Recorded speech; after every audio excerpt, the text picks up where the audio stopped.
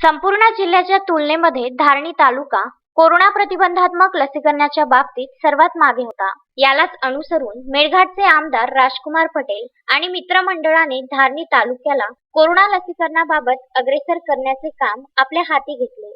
रात्रंदिवस जनजागृतीच्या माध्यमातून नागरिकांना जास्तीत जास्त प्रमाणात लसीकरणामध्ये सहभाग घेण्याकरिता प्रेरित केले। त्या अनुषंगाने स्थानिक प्रशासनाच्या मदतीने आमदार राजकुमार पटेल व त्यांचे सहकारी मित्र मंडळातील रोहित पटेल, सुमित चौथमल, प्रकाश घाडगे, रुपेश भारती, ऋषभ घाडगे यांनी धारणीतील प्रत्येक प्रभागांमध्ये लसीकरण कॅम्पचे आयोजन करून नागरिकांना लसीकरण करण्याबाबत आवाहन केले। तसेच नागरिकांचे लसीकरण सुद्धा करून घेतले। मंगळवारी धारणीतील प्रभाग क्रमांक 10 मध्ये लसीकरण कॅम्प घेण्यात आला होता, ज्यामध्ये प्रामुख्याने धारणी नगर पंचायतचे माजी उपाध्यक्ष सुनील चौथमल, सुमित चौथमल, अनिल मालवीय, दिनेश धनेवार, रामगोपाल सोनी, श्रीराम मालवीय, सुनील मालवीय, सुयोग चौथमल यांनी या लसीकरण कॅम्प करिता अथक परिश्रम घेऊन नागरिकांना लसीकरण घेण्याकरिता सहकार्य केले। प्रशासनाकडून लसीकरण कॅम्प मध्ये नगरपंचायतचे अधिकारी आशिष पवार, तरन्नुम शेख सोबतच